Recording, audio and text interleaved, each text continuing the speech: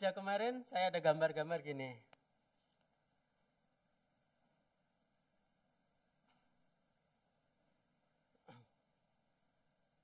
Ini perjalanan hidup saya lah.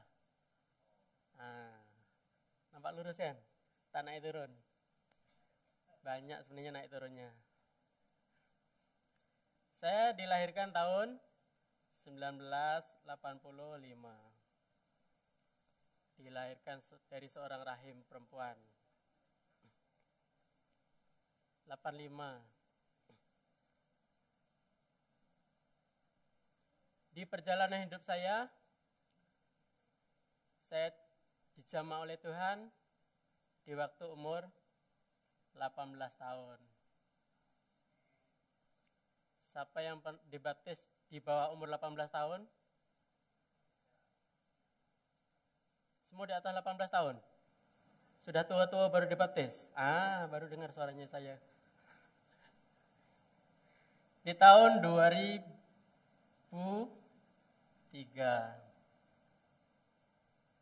Perjalanan hidup saya. 2003 saya dibaptis. Kenal Tuhan lah. Maksudnya menyerahkan diri saya kepada Tuhan. Mempercayakan segala sesuatunya pada Tuhan. Sebelumnya ini, saudara yang pernah dengar ceritanya saya juga, saya nggak punya apa-apa. Rumah nggak punya, baru-baru rumah. Sekolah pun, maksud saya ikut orang untuk disekolahkan. Dan sekarang tahun 2023. 3 bulan lagi umur saya 38 tahun. 2023. 38. Dan saudara tahu, saudara ingin hidup berapa tahun lagi? Kalau Tuhan bagi saya 50 tahun.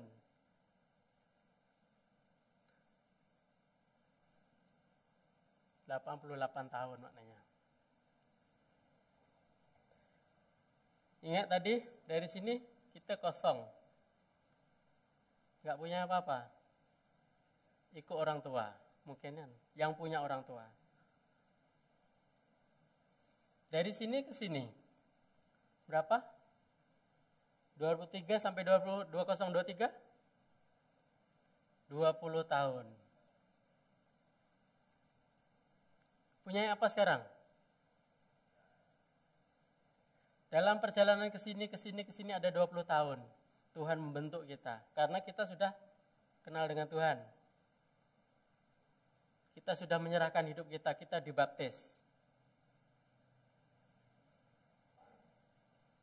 Perjalanan hidup saya sampai ke sekarang, kalau Tuhan bagi 88 tahun bagi saya, maknanya ada berapa?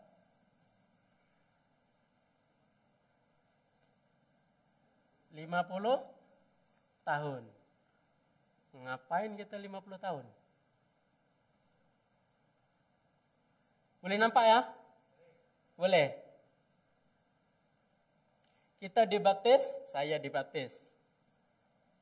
Sekarang umur saya 38 tahun.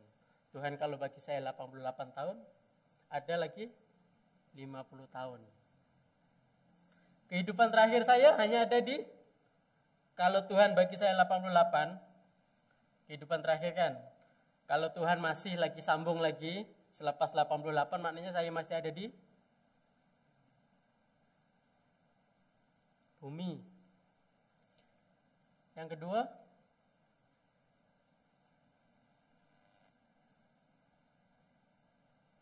neraka. Yang ketiga, surga. Umur 88 tahun, siapa yang masih mau di bumi? Standby obat yang banyak. Ada antikris. Kalau mau percaya dengan Tuhan, harus dikasih tanda 666. Kalau masih di bumi. Siapa yang mau pergi neraka? Semua tak mau kan? Gak nyesel. Di neraka katanya panas. Ulatnya tuh gak bisa mati. Betul? Nah, semua percaya maknanya kita sama-sama jumpa di surga. Siapa percaya? Mati masuk surga. Sekarang nih, kembali lagi ke sini. Roh kita di sini. Di umur 18 tahun kita percaya dengan Tuhan. Esok selepas dibaptis, kamu mati, sini pergi. Roh nggak ada masalah. Tubuh selagi kamu sehat nggak ada masalah. Betul. Selagi kamu sehat kamu nggak ada masalah. Sekarang di jiwa. Nah, sekarang saya mau bicara tentang jiwa. Jiwa ini kita tegaskan pada pikiran. Dan kalau siapa yang suka dengan judul khotbah hari ini, boleh ditampilkan? Dari jiwa yang miskin menjadi jiwa yang makmur. Belum ah?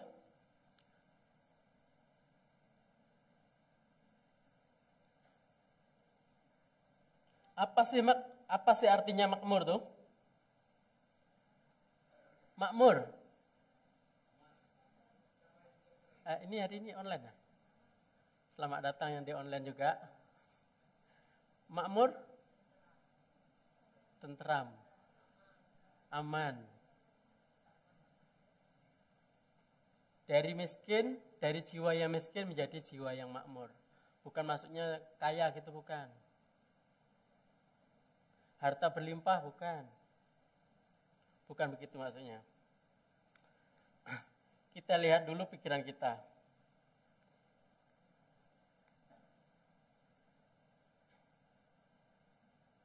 Sebenarnya Tuhan tuh mau kita jadi serupa dengan Yesus.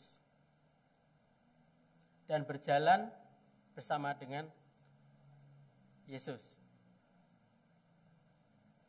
Tuhan itu mau hidup kita tuh mirip sebenarnya Bapa di surga. Kita senantiasa berkelimpahan. Tuhan mau.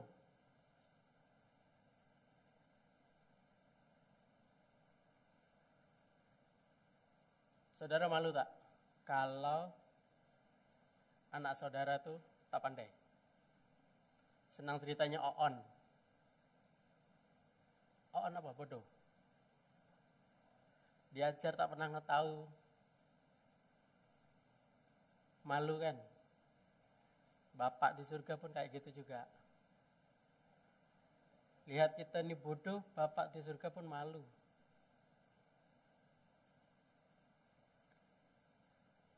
Saudara malu tak kalau anak-anak saudara tuh tak berkecukupan?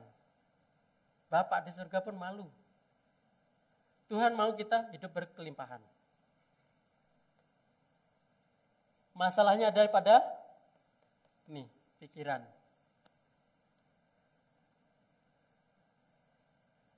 Perlu diubah pikiran, kita sama-sama buka di dalam Hosea 4 ayat 6. Seri Sota, ada.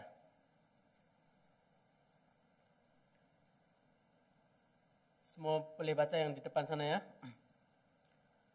Hosea 4 ayat 6. Umatku binasa karena tidak mengenal Allah. Karena engkaulah yang menolak pengenalan itu, maka aku menolak engkau menjadi imamku. Dan karena engkau melupakan pengajaran Allahmu, maka aku juga akan melupakan anak-anakmu. Keluarga binasa, bisnis pun binasa. Karena tidak mengenal Allah. Sebagai contoh, ada beberapa keluarga yang mungkin karena ekonomi lebih, mensekolahkan anak dia mungkin sampai ke luar negara. Sampai ke Rusia, Ukraine. Ya, mungkin di Rusia banyak orang pandai, banyak orang kaya di sana.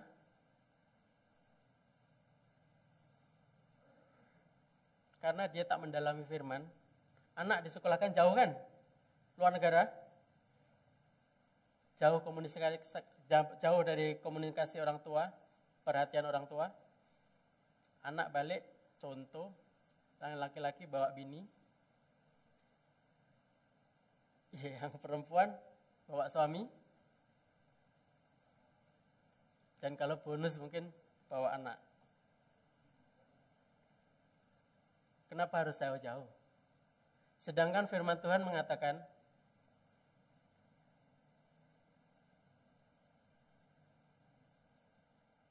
ceritakan firman sama anak-anakmu saat dalam perjalanan.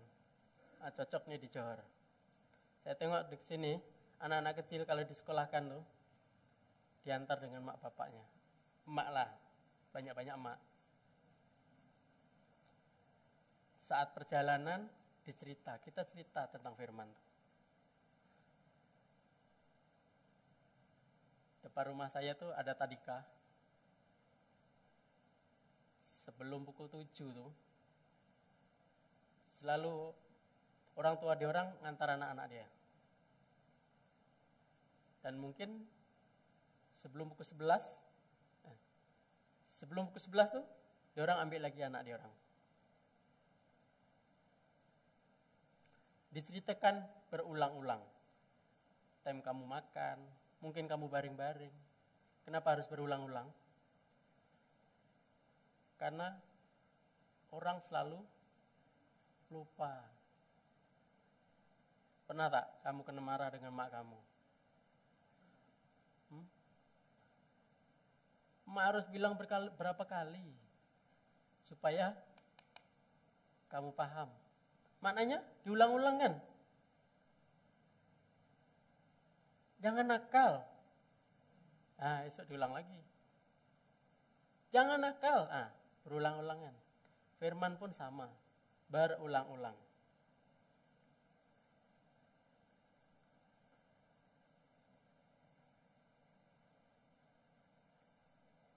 Pikiran kita selalu berpikiran tentang kedagingan. Roma 8 ayat 5. Roma 8 ayat 5, sebab mereka hidup menurut daging, memikirkan hal-hal yang dari daging. Apa sih keinginan daging tuh? Kita baca sama-sama dalam Galatia 5 ayat 20 sampai 21. Saya harap saya punya masa 30 menit dari sekarang. Galatia 5 ayat 20 sampai 21. Penyembahan berhala, sihir, perseteruan, perselisihan, iri hati, amarah, kepentingan diri sendiri, percideraan, roh pemecah.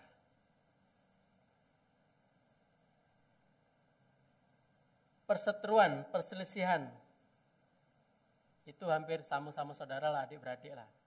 Sini ngomong sana, sana ngomong sini. Keinginan daging, gosip, iri hati. Pasal iri hati nih, ada orang seneng lihat orang susah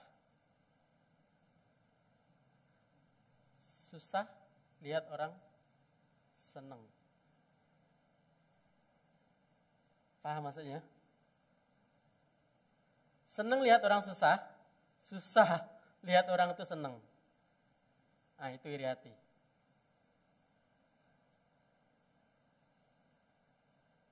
Ini contoh.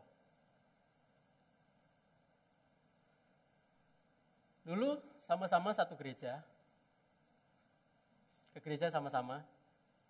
Duduk bersebelahan. Paskah pun sama-sama. Tiba-tiba yang sebelah tuh boom. Bisnisnya oke. Tuhan berkati dia. time Christmas ditengok kosong.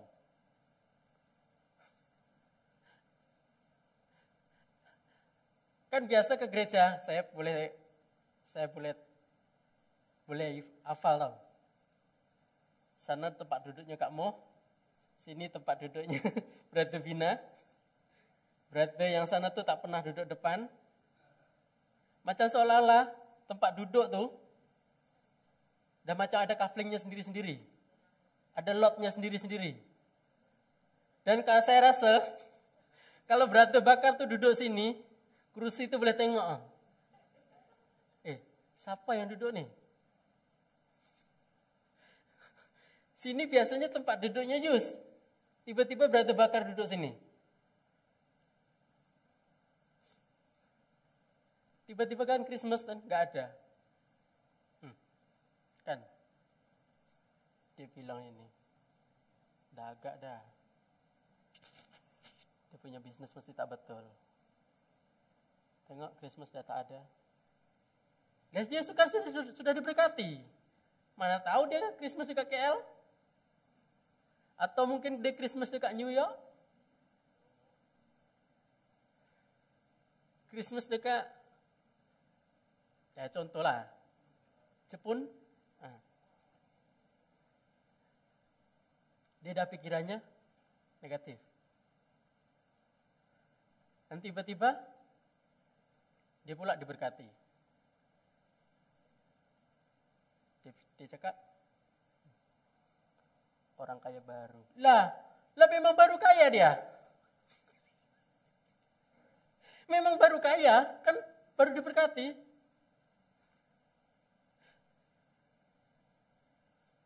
Tengok lagi. Keretanya baru, boleh pintunya nutup sendiri. Cet. Dia bilang lagi, dunia.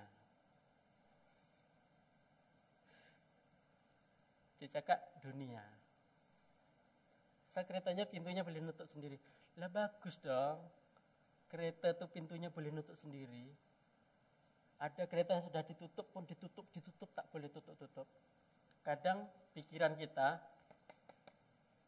selalu negatif. Ini iri hati.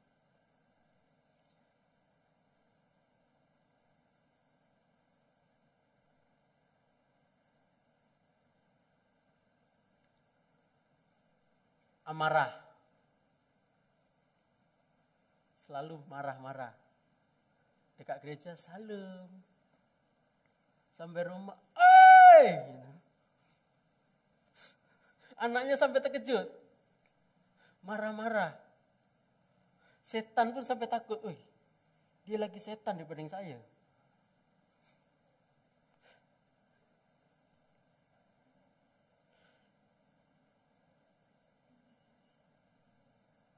Takut setan tadi tengok marahnya dia. Terkadang. Kedengkian, kemabukan, pesta pora. Contoh lain, saya tak akan sebutkan lagi. Nanti saya tak boleh keluar dari pintu.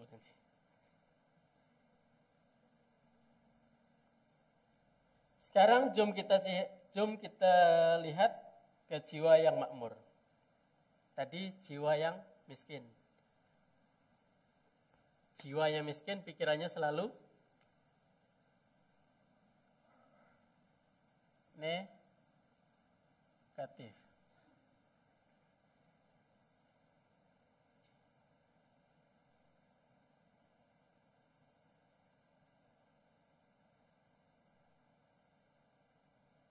Kita lihat dekat Matius 5 ayat 6.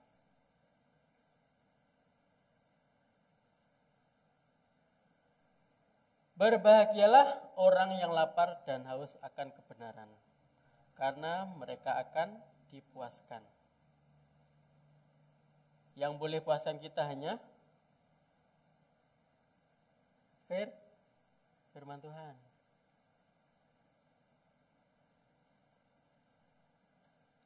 Orang yang hobinya kereta, tanya dengan dia, puas tak dengan satu kereta? Takkan puas. Dah kereta itu antik, nak ditampal-tampal lagi stiker, macam-macam stiker. Tak puas lagi. Ambil bendera partai. Biar puas. Yang suka kuda. Puas dengan satu kuda, tak puas. Yang suka dengan ayam.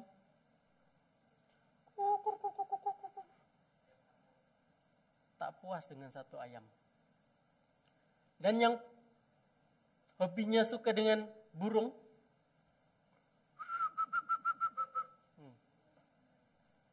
dia pun tak akan puas dengan satu ekor burung. Karena ada burung yang lebih bagus dan ayam yang lebih jago. Hanya firman Tuhan yang boleh puaskan. Amin. Kita belajar untuk dari sini sampai ke sini.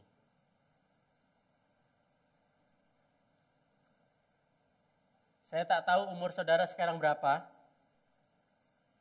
Tapi kalau saudara dah mulai dari sini, sekarang 2023, saudara berharap berapa tahun lagi umur saudara hidup. Saudara hanya ada ini, dan ini. Dan untuk merasakan sini, sebenarnya di sini sudah kita rasa. Untuk merasakan surga nih, tak perlu saudara tunggu dipanggil Tuhan. Kalau pikiran kita negatif, memang seumur hidup kita, nih. Tapi kalau pikiran kita selalu haus akan firman Tuhan, kita mulainya dah dari baca sini. Sekarang dah terlambat, dah tertinggalkan, kayak sini kan. Sekarang dah 2023. Kita akan plan mengalah sampai Tuhan panggil kita. Sampai di mana tadi? Yang burung dengan ayam jago.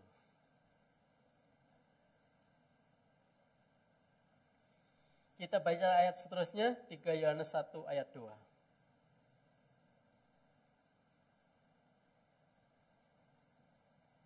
Yohanes 1 ayat 2, saudaraku yang kekasih, aku berdoa semoga engkau baik-baik dan sehat-sehat saja dalam segala sesuatu. Jadi makmur itu bukan hanya keuangan, termasuk juga rohani.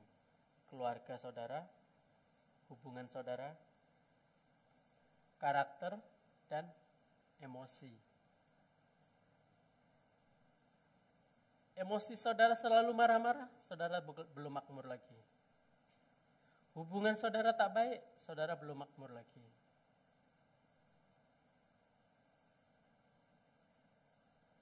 Sederhananya gini, kalau jiwa kita makmur,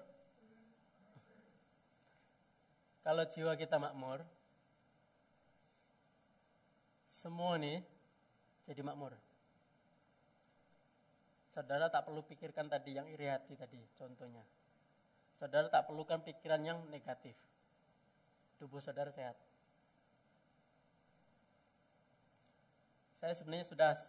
Saya percaya, sudah hampir 1 tahun saya tak datang sakit. Apa itu? Sakit tuh. Semalam 2 hari lepas, sakit. Dan puji Tuhan hari ini, saya boleh.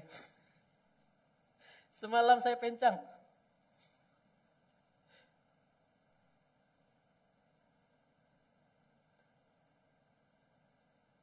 Ayat berikutnya, Mazmur 1 ayat 1 sampai 3. Hari ini banyak ayat.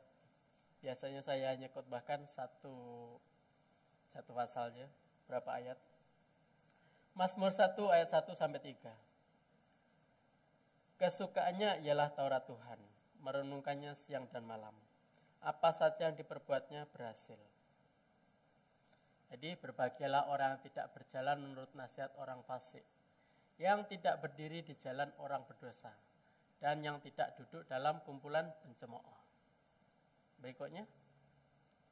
Tetapi yang kesukaannya ialah Taurat Tuhan, dan yang merenungkan Taurat itu siang dan malam. Berikutnya. Ia seperti pohon yang ditanam di tepi aliran air, yang menghasilkan buahnya pada musimnya. Dan yang tidak layu daunnya, apa saja yang dibuatnya berhasil.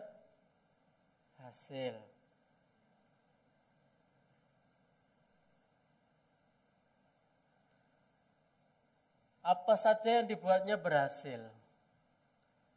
Dalam 1 minggu nih sebetulnya, saya ditawarkan untuk menjaga satu kawasan, bukan mafia nih ya, suatu kerja. Saya ditawarkan dalam 5 hari, dalam 1 minggu nih lah, hampir 1 minggu, 1 minggu 7 hari ya. Nah. Dan keputusan saya harus jawab dia pada 10 hari, hari Minggu berikutnya nih. Minggu 11 hari bulan ke-12, 11. Sekarang 9 kan?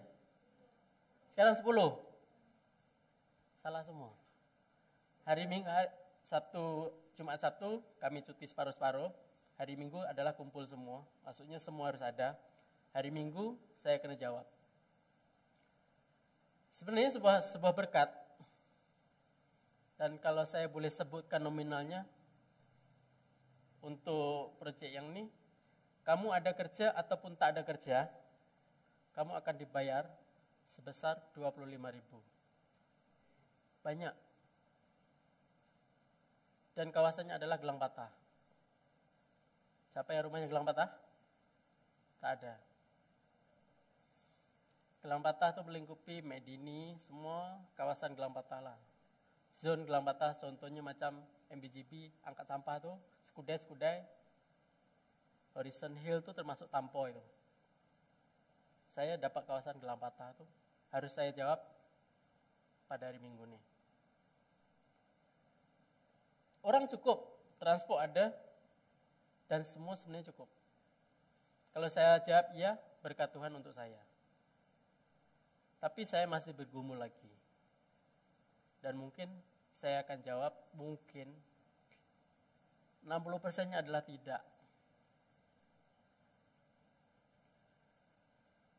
25.000 sebenarnya banyak. Tapi saya belum berani jawab ya.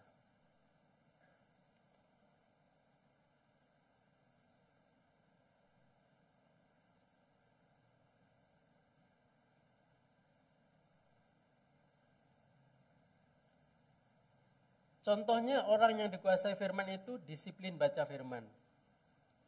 Kan dikuasai firman tadi kan. Kalau kita sudah dikuasai oleh firman, maknanya kita harus disiplin.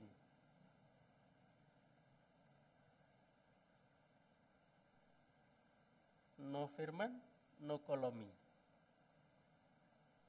Maksudnya, kalau tak baca firman dulu, jangan makan kolomi. Ini kolomi sudah 2 mangkuk, belum baca firman juga. Tak disiplin maknanya. Semua tahu kolomi? Puji Tuhan kalau semua tahu kolomi. Saudara belum baca firman tapi sudah makan kolomi, saudara tak disiplin. Ini maksudnya tadi kan, kalau kamu dikuasai oleh firman, kamu mesti baca firman tuh.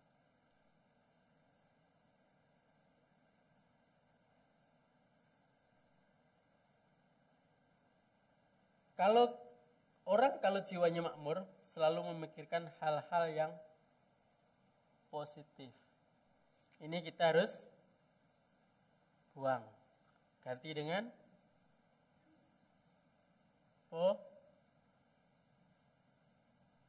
positif.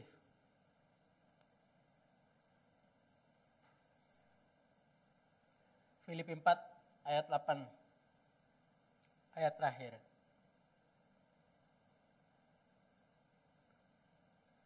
Filipi 4 ayat 8. Jadi akhirnya, saudara-saudara, semua yang benar, semua yang mulia, semua yang adil, semua yang suci, semua yang manis, semua yang sedap didengar, semua yang disebut kebajikan dan patut dipuji, pikirkanlah semuanya itu.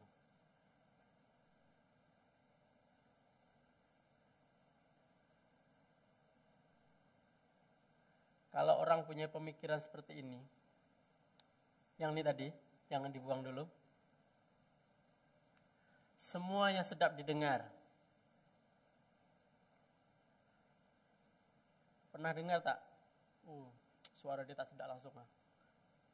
Bukan, maksudnya kalau dia sebutkan binatang-binatang semua tuh. Tak sedap didengar. Nah. Kadang kawan panggil kawan, babi. Loh, tapi belikan TOS diminum juga. Itu tak sedap didengar. Dia kan ada nama.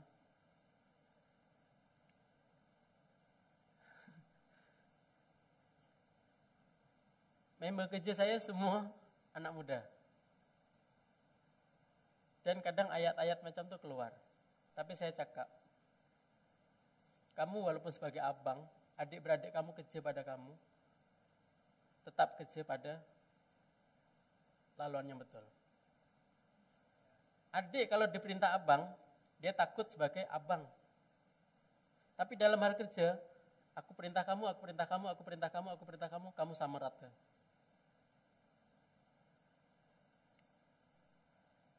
Dan kadang ayat-ayat kayak gitu keluar. Semua yang disebut kebajikan dan patut dipuji, pikirkanlah semuanya itu.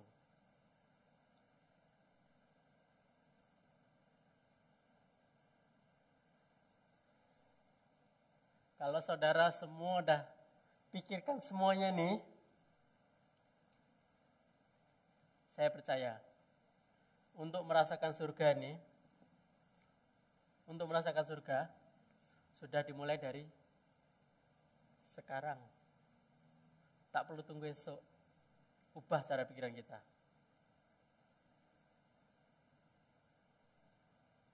Tuhan sudah bagi. Ngapain kita mikirkan negatif tentang orang? Kita pikirkan yang positif. Semua yang manis. Orang tuh pakai baju koyak-koyak, biarin. Gak perlu kamu pikir.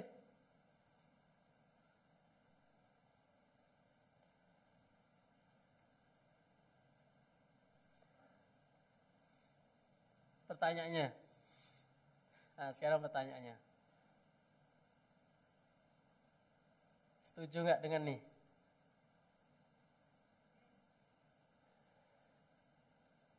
Setuju apa segan sama saya?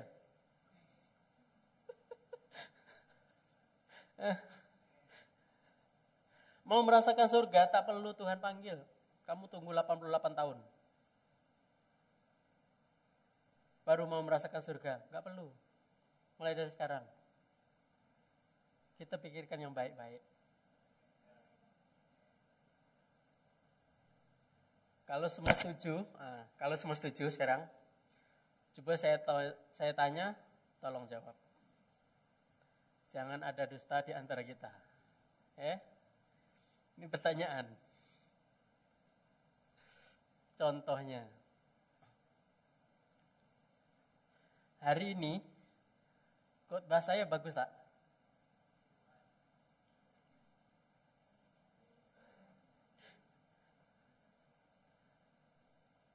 Kalaupun khotbah saya nggak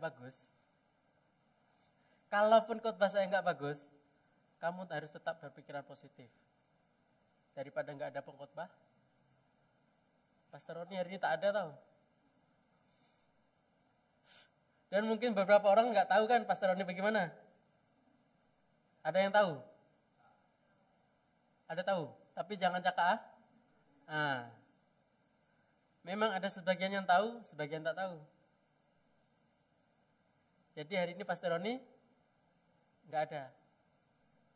Kalau khotbah saya nggak baik, nggak bagus, kamu tetap harus berpikiran positif. Daripada nggak ada pengkhotbah. Saya dapat 1 poin kan. Tapi saya harus membawa kamu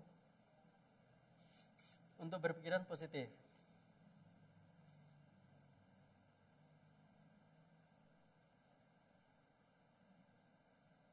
Pertanyaan kedua. Pernah lihat orang datang terlambat tak? Datang ke gereja, sudah pujian habis baru datang. Kalau zaman dulu tahu.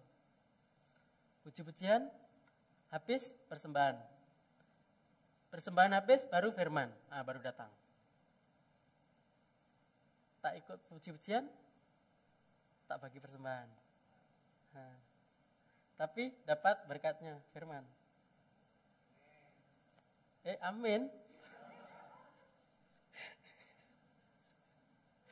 Saya kalau dulu macam tuh, saya dalam hati uring-uringan sendiri tahu uring-uringan. Macam mana orang tuh boleh lambat? Dalam hati saya lah. Macam mana orang tuh boleh lambat? Kan ibadah pukul 8.30. Sekarang udah pukul berapa? Udah 9, baru sampai. Dulu.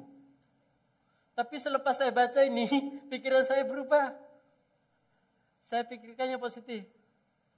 Saya cakap, memang hebat luar biasa orang nih. Dia walaupun sibuk macam manapun, dia tetap berusaha untuk datang. Biarpun dia terlambat. Betul? Kita kena pikiran yang positif.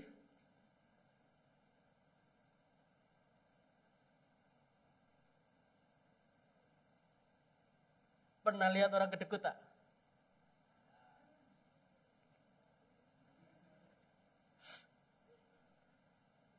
Saya tahu kamu boleh menilai. Walaupun tadi dari sini, tapi saya mau kamu berpikirannya ke sini. Pernah lihat orang kedekut? Ciri-cirinya ada tak?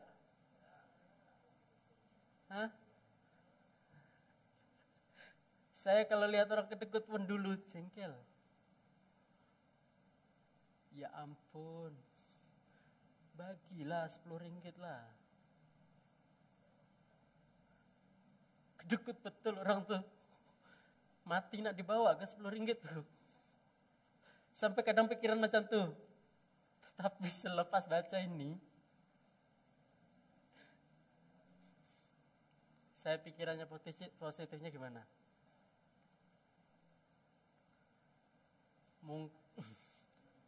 Orang ini bagus lah. Dia lebih memprioritaskan mana yang berkebutuhan. Mungkin keluarga dia lebih membutuhkan? Betul tak? Jangan kamu anggap kalau ketika kamu meminta tolong orang tuh, lepas itu orang tuh tak bagi kamu pertolongan, dia kedekut. Tak. Pikirkan yang positif. Mungkin dia lebih memerlukan. Keluarga dia lebih memerlukan dia.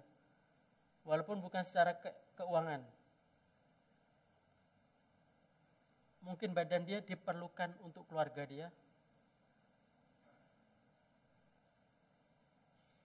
Ada satu cerita, dokter nih. Dokter tuh, ada satu family kira bapak dia lah. Anak dia dah masuk operasi.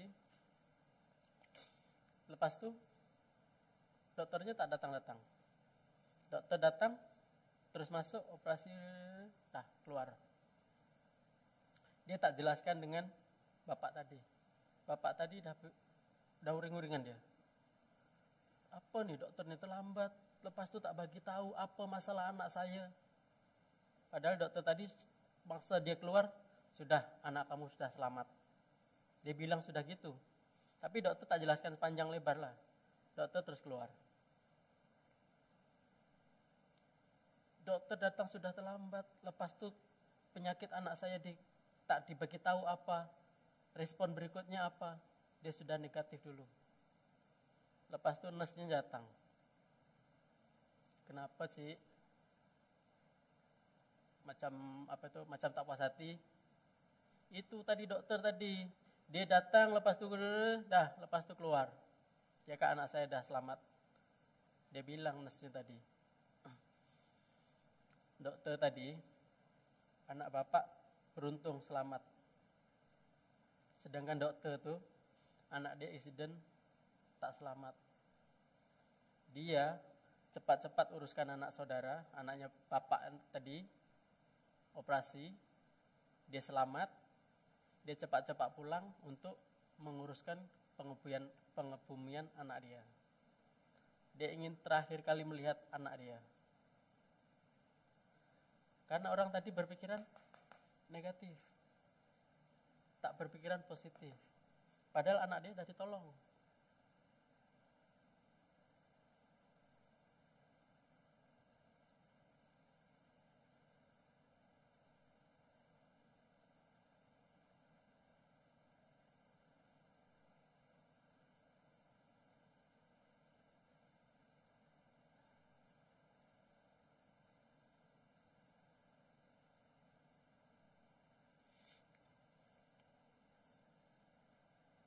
Firman Tuhan sampai di sini. Dan saya mau untuk kamu bangkit berdiri. Pejamkan mata kamu.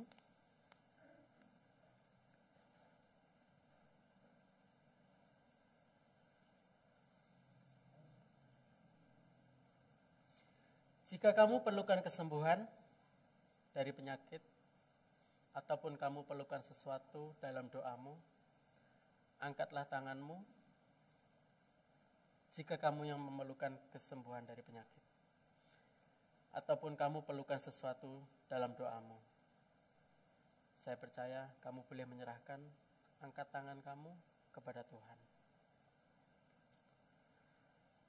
Doaku, jangan pernah kamu membandingkan apa yang kamu punyai sekarang. Karena dengan membandingkan dirimu dengan orang lain, dengan tanpa kamu sadari, iblis telah mencuri sukacitamu dari hari ini. Tetapi jiwa yang makmur, pikiranmu hanya akan tertuju kepada perkara yang di atas, yaitu Tuhan Allahmu. Tuhan, ubahkan jiwaku supaya menjadi baru sesuai kehendak-Mu. Saudaraku, jangan pernah menunggu surga di hari tuamu. Karena surga sudah tersedia dari sejak kamu mengerti tentang Kristus. Sekarang hanya tergantung cara kamu memilih dan menjalani. Percayalah bahwa Tuhan turut bekerja mendatangkan kebaikan. Untuk kamu, suamimu, istrimu, anak-anakmu, mertuamu, ataupun cucumu, dan seisi keluargamu. Doaku pada malam hari ini, Tuhan menyinari kamu dengan wajah-Nya. Apapun doamu, permohonanmu, selama itu seturut kehendak-Nya, jadilah seperti apa yang Tuhan mau. Yang sakit disembuhkan, yang susah dihiburkan, yang mengalami permasalahan, Tuhan Yesus menyediakan jalan keluar terbaik. Di dalam nama Tuhan Yesus Kristus, kami telah berdoa. Amin. Ibadah hari ini selesai sampai di sini. Kita berjumpa pada hari Jumat yang akan datang. Tuhan Yesus memberkati.